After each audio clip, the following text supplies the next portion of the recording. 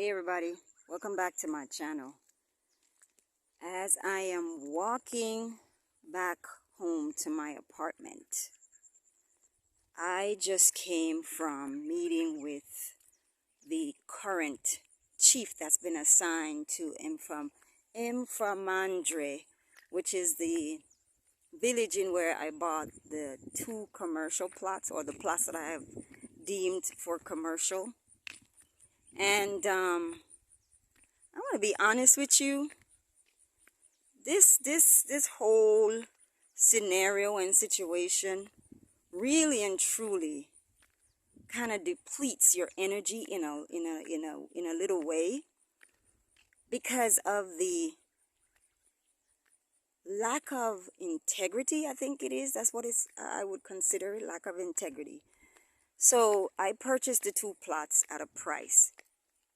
And so this newly assigned chief, his solution to the scenario was, if I paid a certain amount of money, then I would have to pay the difference in the now market rate. Who does that?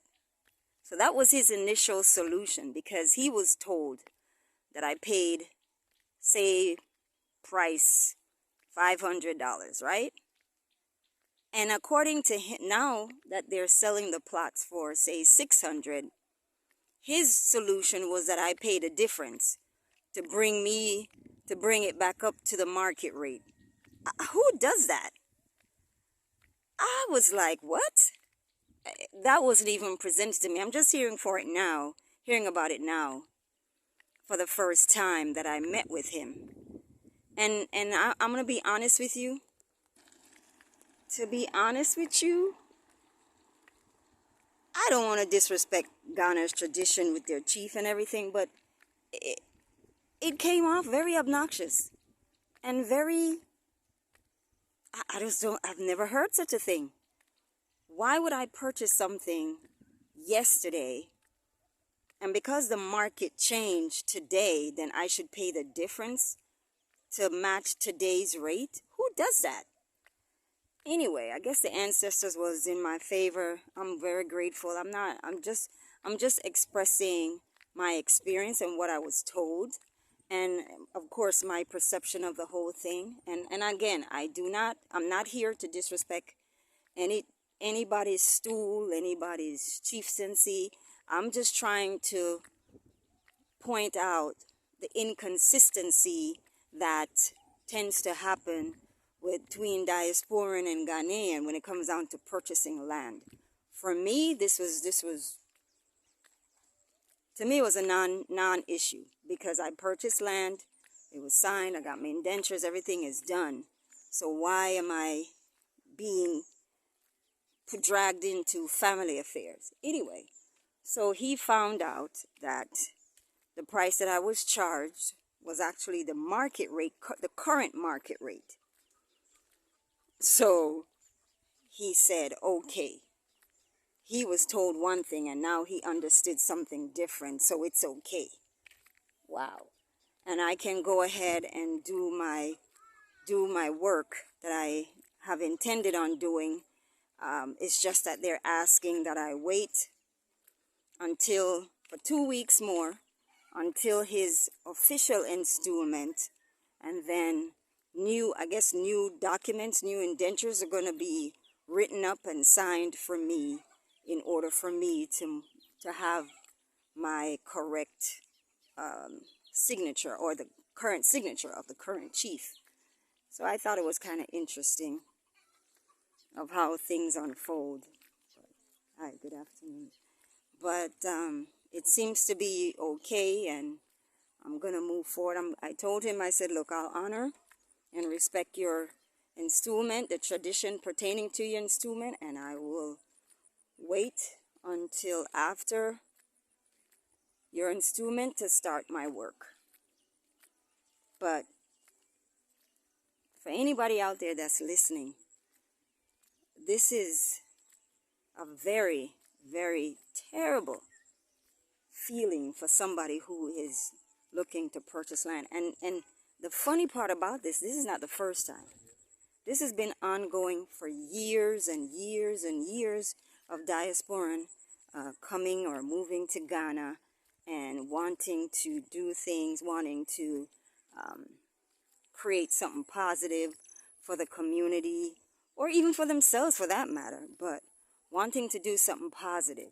And I tell you, it really gives you a bitter taste in your mouth to think that these are your fellow people that you live amongst. These are people that you live with. They smile in your face, and all the time they got something else cooking behind your back. So go figure. Anyway, so I'm walking into the market area. I'm gonna try to feature a couple of the small mom and pop shops in the area. So they have a little bit of everything except furniture. They don't have a furniture store here, nor do they have a supermarket. Right? So that would be a good thing.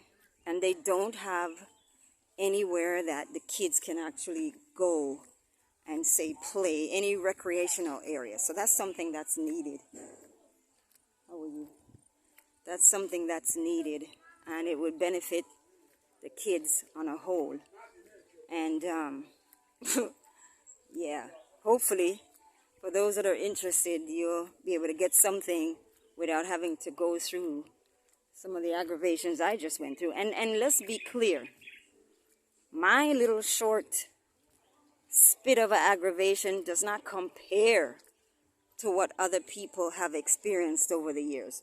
So for that, I'm going to tell you, I'm very, very grateful, extremely grateful that it ended well and it ended today and I can move forward with my endeavors. So this is where I'm at, guys.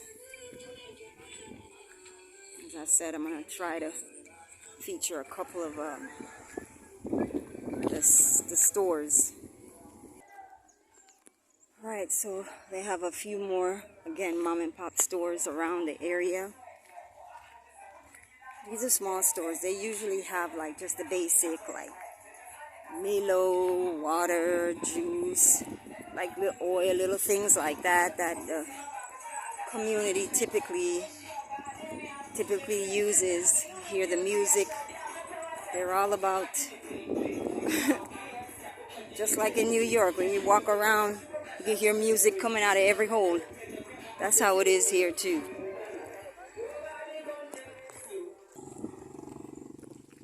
Okay, just so you're aware, on the left, we're coming up to a wood shop. So apparently they have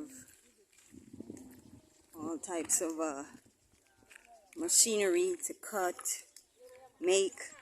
So they do whatever it is that you want. So right there, that's the wood shop.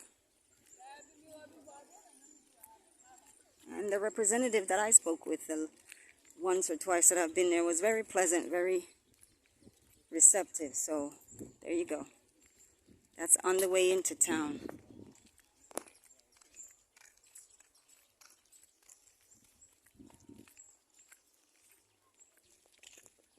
Alright, and if you remember, I think I featured this particular store here. They sell rebars, they sell cement, and the zinc right here, the ones that you're looking at right there. They sell zinc, nails, guess whatever you need pertaining to the roof. That's the second store, and the first one is the cement and the rebars. Okay, so straight ahead, as you can see, that two-story building, the first floor is where they have quite a few stores. Well, I'd say quite a few, it's just a small. Anyway, so they have a gentleman that does repair for shoes, leather, anything to do with leather. He's right there. That's the first store that you look at the corner there, and then thereafter are other small stores that sell, again, some of the basic items that you need: water, juice, oil. There's a clothing store, I guess a second-hand clothing store. And then there's another lady that does cement. Another lady, she does wholesale. She sells stuff wholesale to the other mom and pop shops, so that's also a good deal. Butter wholesale or biscuits, stuff like that. Biscuits, really. You can get some of the minor stuff like spray for your roach, ants, rodents, whatever. Coil for mosquito. They have that. They sell bag water, sachet water. They have that. Nails. Alright, so I'm going to end it here. And then if you look in the back there, that's Ron's gym.